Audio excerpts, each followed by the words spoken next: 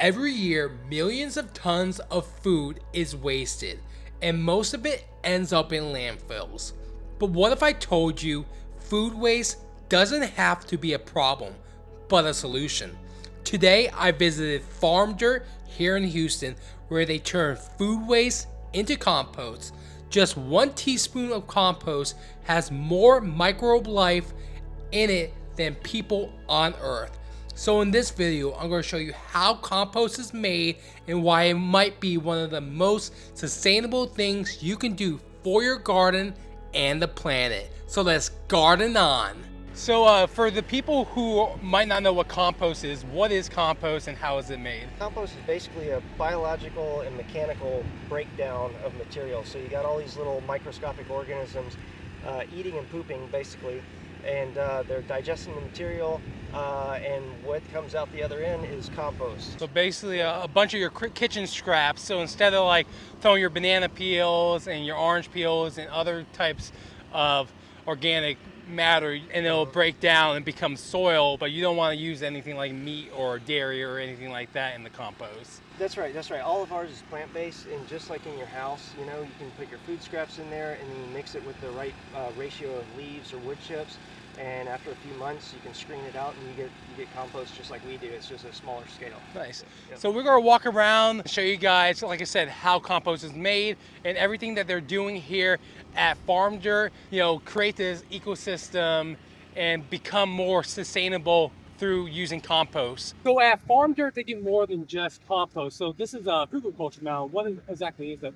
So a permaculture mound is basically the practice of piling up logs and sticks and branches and then covering it with soil and compost and mulch and then planting on it. And so the idea is over several years, the wood will break down and become soft and absorb water, and they become like sponges. I've seen ones that are you can squeeze a log and it just water comes pouring out. You know. And you guys have big plans for this agriculture mound, right? You're going to build a food forest and take into principles of permaculture, right? Exactly. So the idea is right now it's a bunch of stuff that we've seeded and we've planted some shrubs, etc. But yeah, the idea is pretty soon, within a couple of years, we'll be walking in the shade here. You know, it's going to be mostly food species with a bunch of support species, pollinators, and that sense. So what kind of fruit trees are you guys planning on growing on this mound? Anything that nature will let us grow. So right now we've got bananas. We're going to have date palm trees, not the pygmy date palms. We're going to have apples. We're going to have citrus, plums, peaches, anything we can get to grow here that, you know, deals with our chill hours in Houston. Yeah. So, and then you also mentioned last time I was here, so you mentioned about the bananas and how they even survived our freeze because this mound keeps everything nice and warm, right? That's right.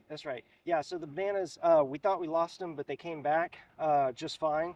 And so basically this mound underneath, if we put 100-degree temperatures. So they were pretty much on their own, but they survived because of the internal temperature of the mound. That's right, and that's north over there. So we had full north winds during both of those freezes. So they were really getting hit by the cold. Back, but it's coming back, you know? Yeah. So and to folks who may think, well, if you have 90-degree temperatures at the bottom, how's it going to do during, you know, Houston summer?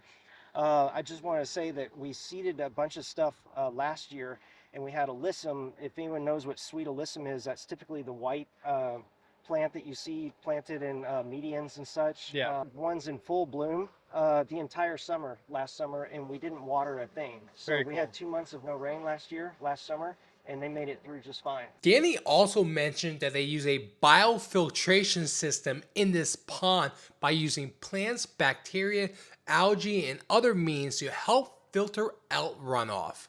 So this pomegranate right here, was this one of the plants that the landscaper was going to throw away that you could plant it up here? No, I actually found this on discount, so I have a knack at finding stuff on discounts. Nice. We're gonna see what happens. You know, we got the biochar and the soil good that's planted in, and then it's surrounded by all this other stuff. So we're hoping with the pollinators just thick around it like this, just growing around it, it'll help, you know, get the fruits on. But we've got other fruit trees. We've got a bunch of cypress trees over there that we're planting as a wind barrier. They're supposed to get like 50 feet tall, so that's going to really help block block wind and Blocks noise too. noise and sight and everything, just so it just creates like an oasis here, you know, where you really feel like you're just here, you know. Now, I want to ask you, Danny, how does composting reduce like waste going to landfills and reduce greenhouse gases? Yes, my grandpa was a rice farmer for Yeah. years, and so in the distance I would see, we would see something, and they said that was the landfill. So we'd see a truck every once in a while, but as we grew, the landfill grew with us. You know, how nice is that? The landfill was big enough to where you could smell it a lot of the time when the wind was right, and then you could see the trucks a lot, you know. And then, well, also when we were teenagers, my grandma told us to stop drinking water. Yeah. Because they had a well, and they had it regularly tested, and a bunch of noxious chemicals suddenly started showing up in the groundwater. Yeah, and that's the difference over here too. Like, I guess a lot of people probably would think it smells like trash, but it doesn't. It smells really earthy. It doesn't smell bad at all. Whereas a landfill has all that toxicness, and it doesn't smell very good. There's one thing that folks are typically confused about is that they say, well, doesn't it just compost in the landfill? Like, who cares if you put it there or put it here? The difference is it doesn't have the oxygen and the water in a landfill that it needs, because they're required by law to put several feet of cover dirt on top of that, like the day they get it, you know. So there's no mixing it, Constantly and get the burying right it. aeration and everything.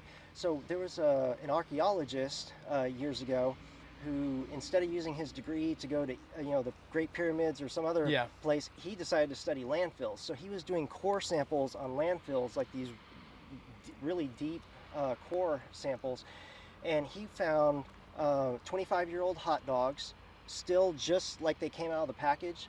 He found 20-year-old heads of lettuce that were still crispy.